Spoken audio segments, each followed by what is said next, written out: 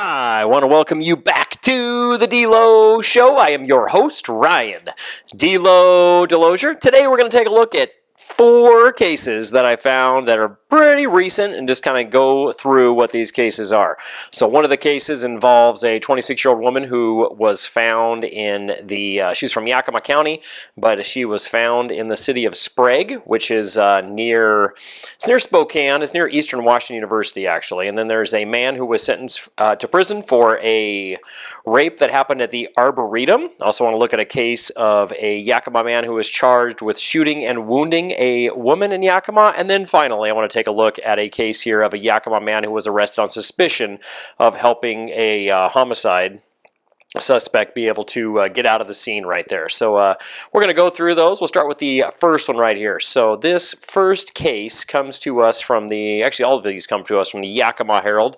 The Lincoln County Sheriff's Office is investigating the death of a 26-year-old Aspen Jada Valdez. Her body was discovered in Sprague, Washington, as I mentioned earlier. So Sprague near Cheney. Cheney is where Eastern Washington University is at, and it's near Spokane as well too. So Aspen's body was found in a backyard on March 3rd of 2026 after being reported missing. So there was an autopsy that is pending, and authorities have found really no immediate signs of foul play in this incident. So as of today, March 11th, 2026, when I'm recording this episode, the investigation into the death of Aspen Jada Valdez remains active, which means they're looking at some stuff right here.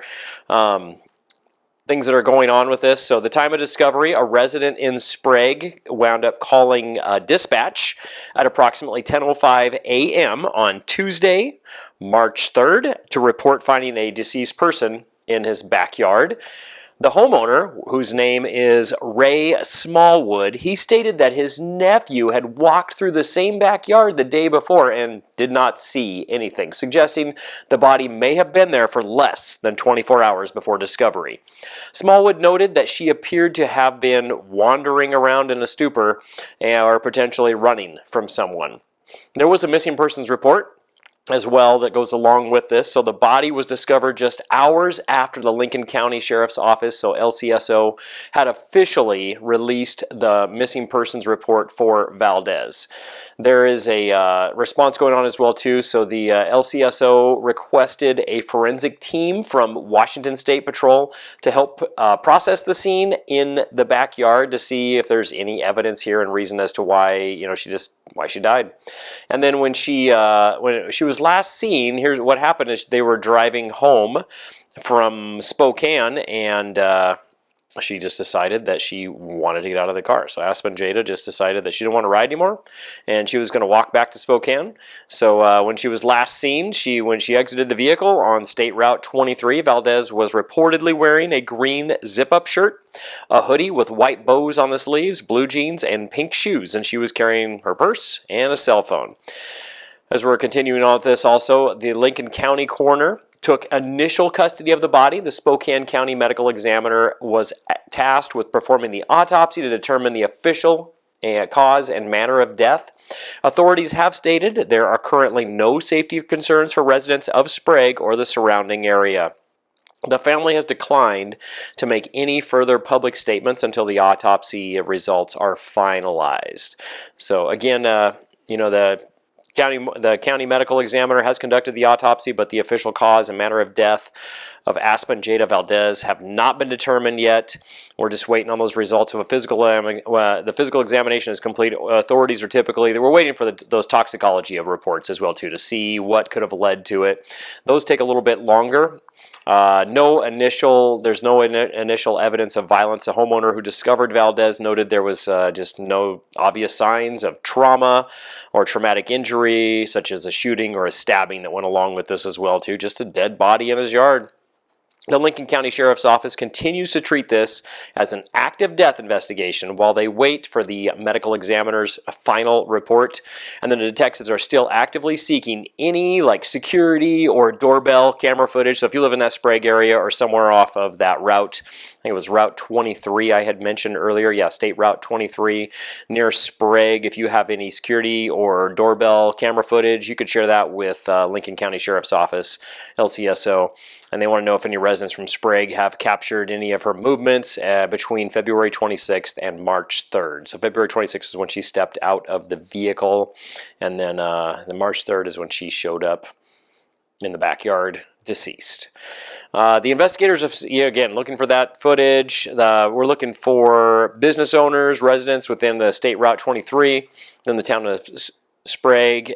Then we're hoping to find footage that will piece together her movements. So what was she really doing during that time? What was going on?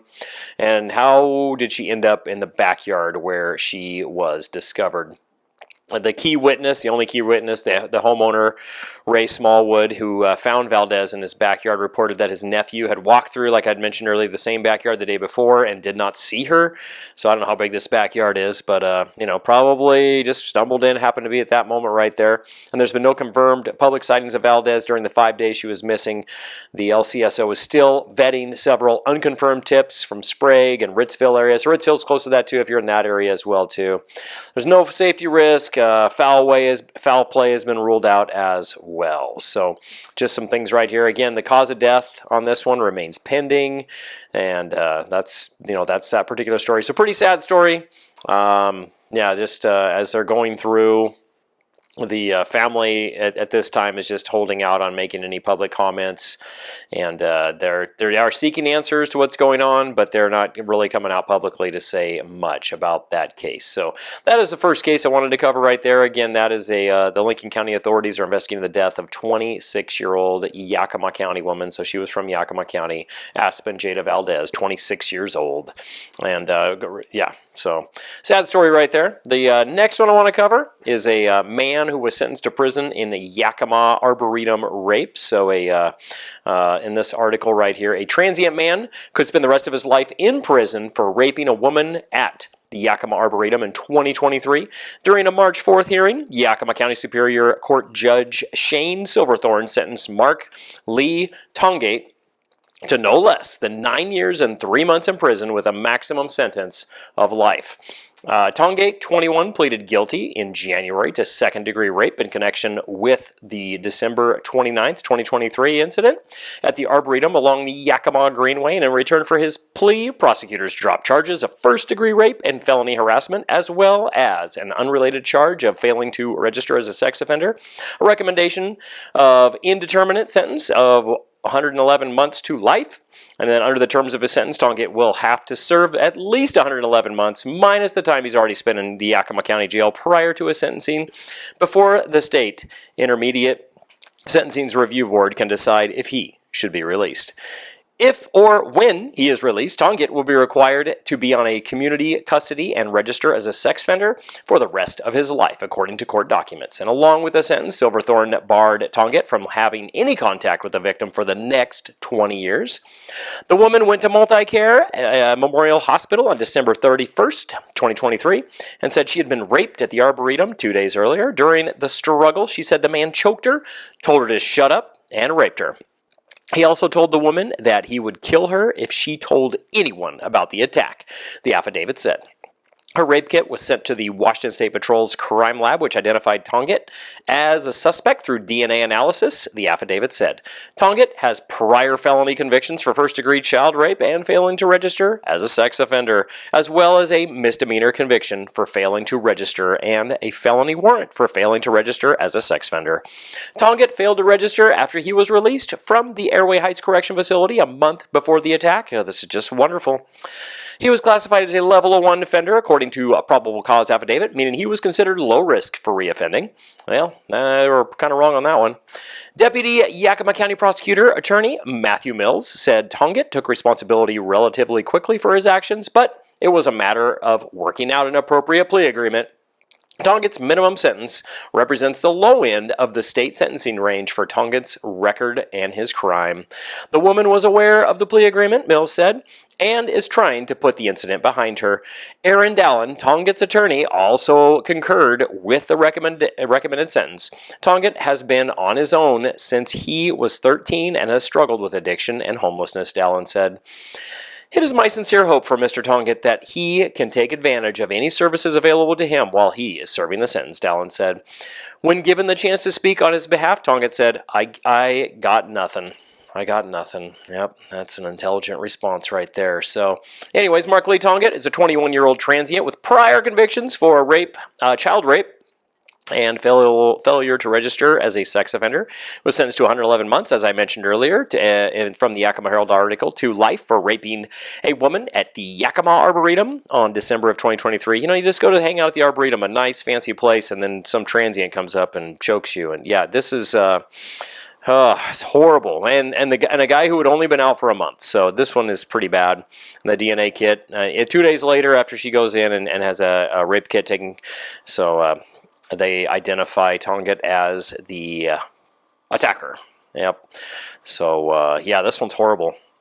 Aside from the details in that Yakima article that I talked about, the victim had walked to the Arboretum from Camp Hope. So the victim was actually a homeless person herself, transient, but that doesn't matter. That doesn't mean that she is any, like it doesn't mean she was asking for it or anything like that. She should be, women, men, all of us should be able to just walk around this community without the fear of being attacked.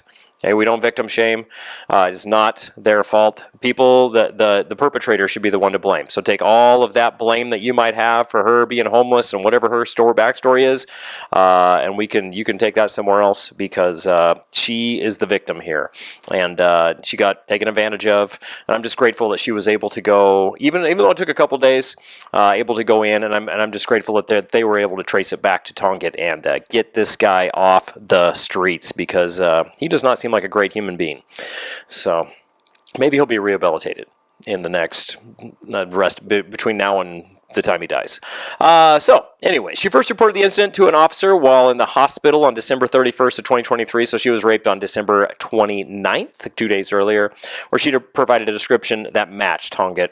And so for Mark Lee Tongate, his initial conviction for child rape occurred in February of 2020, and it was actually in Chelan County Juvenile Court. And at the end of the time of the 2023 attack, he had a lifetime requirement to register as a sex offender. He was required to register his address within 3 days of his release from prison, which he failed to do following his release from Airway Heights. I mean, just right away, getting out of prison, did not do what he was supposed to do within 3 days. He's already breaking the law. When he was first charged in June of 2024, his bail was set at $200,000 for the rape and harassment charges, with the additional $5,000 for the failure to register charge. Defense statements noted that he has been living on his own since he was 13, which is a struggle, but it doesn't give you the right to go rape people. So it is a struggle. Yes, we do believe that this guy's had a tough life. I don't doubt that, especially if you're one going into the park and raping people, but people should be able to do that. So the two-part sentence structure that he has, a minimum term, so the judge sets a fixed minimum sentence based on the standard sentencing ranges for the crime. In Tongate's case, it was 111 months, so 9 years and 3 months, and the maximum term is automatically set to the statutory maximum for a crime, which is for a Class A felony like second-degree rape, is life in prison. So he's got anywhere from 9 years and 3 months to life right there before they realize, when he's even start to think about letting this guy back out again. Once the minimum term is served, the authority to release an offender shifts from the court to the Washington State Intermediate Sentence Review Board, the ISRB. Conducts a hearing roughly 120 days before the minimum term requires, so we can expect that about a half a year before. And then to grant release, the board must determine that the offender is not likely to commit a new predatory sex offense if released. So he was a level 1 before, which means he was low, and he did it. So that's make sure that that's actually not even not likely. That's it's never going to happen again. If the board finds that the offender is still a danger, they can add up to 60 months, so 5 more years to the minimum sentence before before the next review. This cycle can repeat until the offender's death or the maximum term is reached, which is his death. So he also has the lifetime supervision on that as well too. So even if he does ever get released, he's got to report to his parole officer. So yeah, that's getting that guy off the street for a while. That's a good move for us here in Yakima. Moving on to the next case, I've got a Yakima man who was charged with shooting and wounding a woman. This happened here in Yakima on March 9th. This was reported by the Yakima Herald-Republic. A Yakima man has been charged in connection with a shooting that left a woman with life-threatening wounds. Prosecutors filed third-degree assault charges and reckless endangerment charges against Juan Evan Alonzo Cuevas Ramos Jr., on Thursday. He is expected to be arraigned on Tuesday. He is accused of shooting Ashley Garcia Romero at a home in the 300 block of North 4th Avenue on February 26th. So this is in that area where Kylea Rose Toll was at. There's a recent shooting that went on right there as well, too. This is a rough area of Yakima. A lot of stuff goes on here. This is... yeah, it's a tough place to live. So a lot of stuff going on in this area. This has been a frequent one that I've talked about lately. And it's really not even that nice yet in Yakima. I am actually afraid for our city this year, gang-wise, how things are going to turn out once it gets nice outside. But back to the article. Yakima police were called to Multicare Yakima Memorial Hospital at 2:48 a.m. on February 26 for a shooting victim. Garcia Romero, 19, was brought to the hospital's emergency room in a private vehicle and later transferred to Harborview Medical Center in Seattle in critical condition, according to a YPD release. Garcia Romero is listed in satisfactory condition at the Seattle hospital as of Friday morning. A woman who accompanied Garcia Romero to the hospital told police that she and Garcia Romero had gone out for the evening with the suspect and 2 other men, the affidavit says. After one of the men was dropped off, the 4 went to a home on the 300 block of North 4th Avenue, where she said she had dozed off, only to wake up when she heard a loud noise and found Garcia Romero had been shot. The men loaded Garcia Romero into a car and drove her and the other woman to the hospital, the affidavit said, and then the men left in the car. Hospital staff were able to get the license plate number, which led police to a home in the 300 block of North 4th Avenue. Police found the Honda Accord parked near the home and saw what looked like a bloody towel in the back seat, the affidavit had said. Officers also found bloody towels near a detached accessory apartment on the property, the affidavit had said. 2 men came out of the apartment and were detained by police, and one of the men had blood on his sandals and items in his pockets, the affidavit had said. After seeing blood-stained items and a strong smell of bleach coming from the apartment, police obtained a search warrant.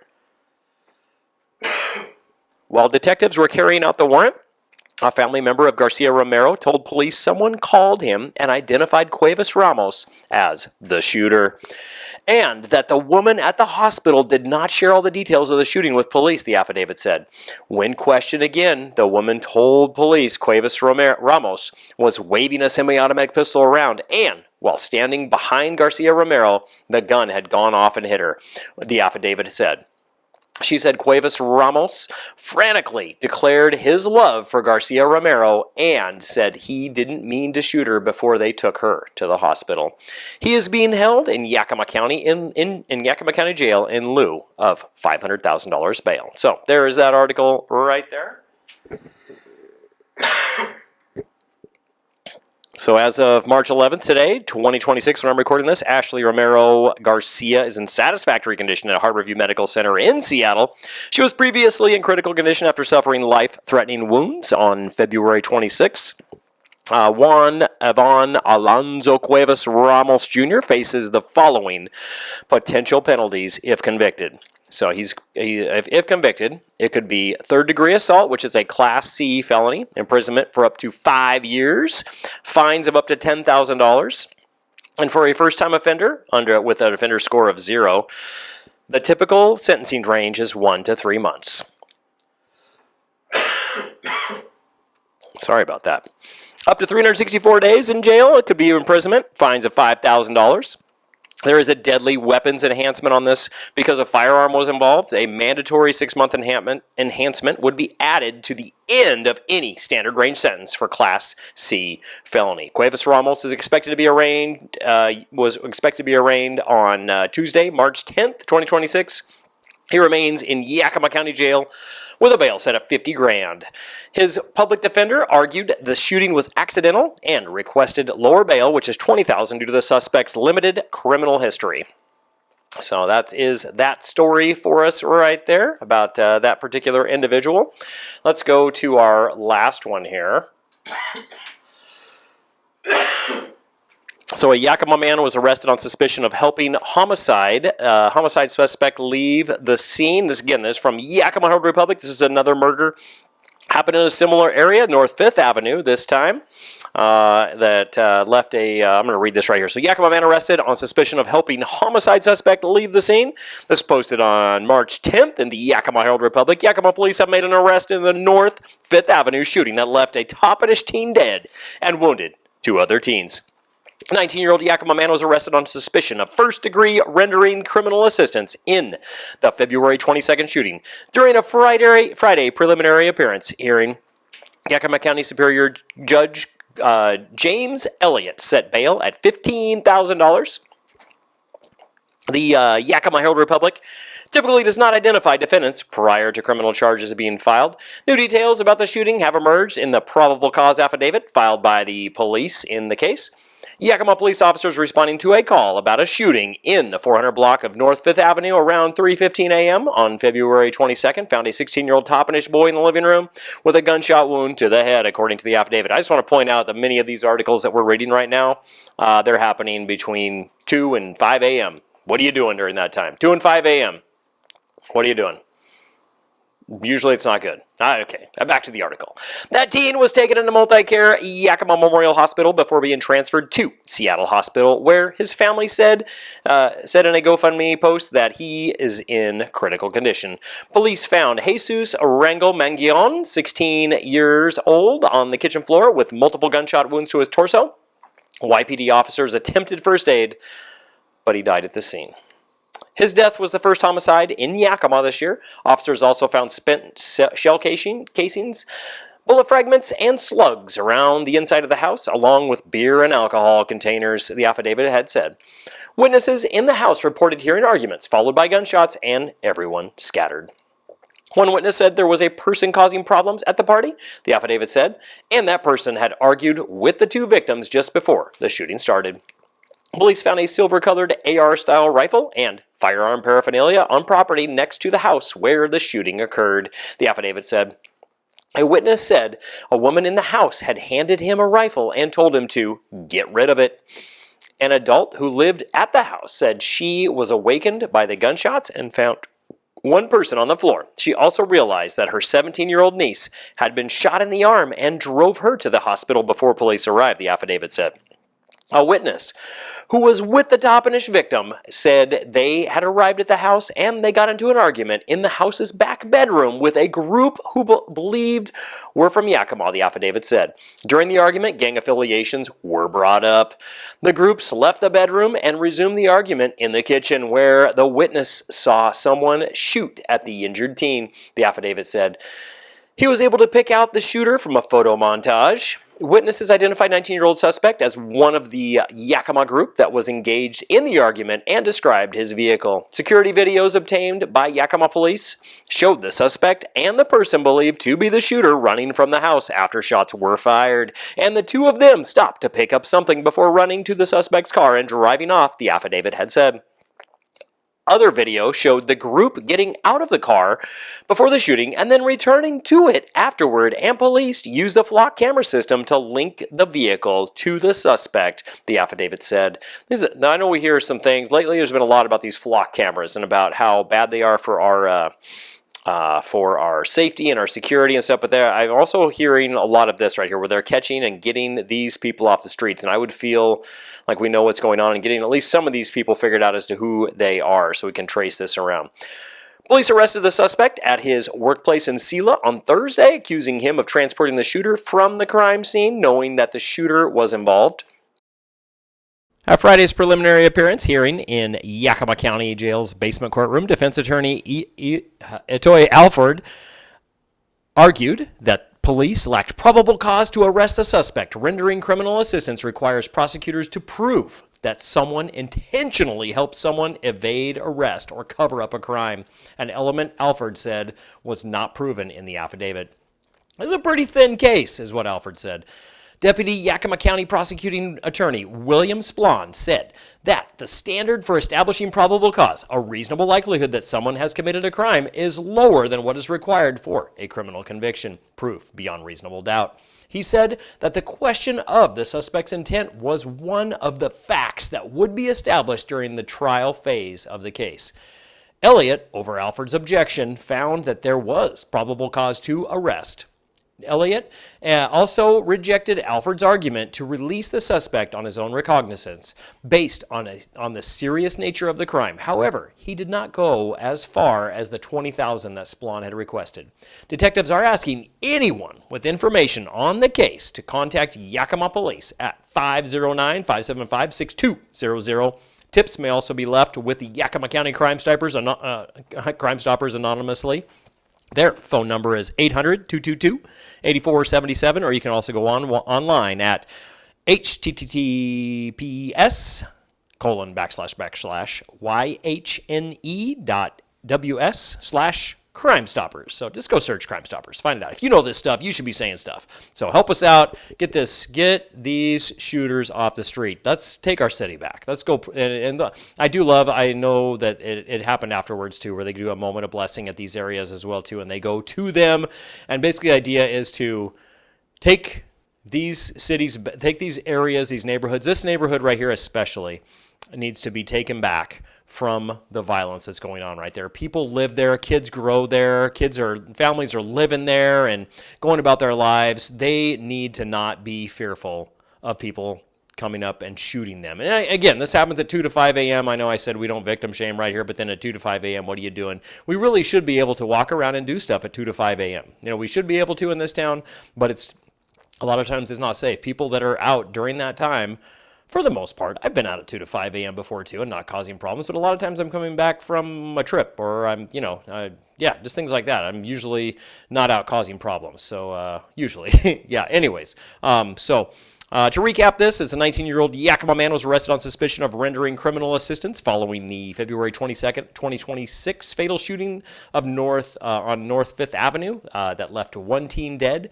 and 2 others wounded, according to Yakima Police Department. So the 19-year-old man is named Ricky DeLeon Sandoval. Yakima Herald did not refer to this person because they withhold the names, but we'll identify him here in connection with the shooting. So Ricky DeLeon Sandoval is the individual, the 19-year-old, who drove the shooter away.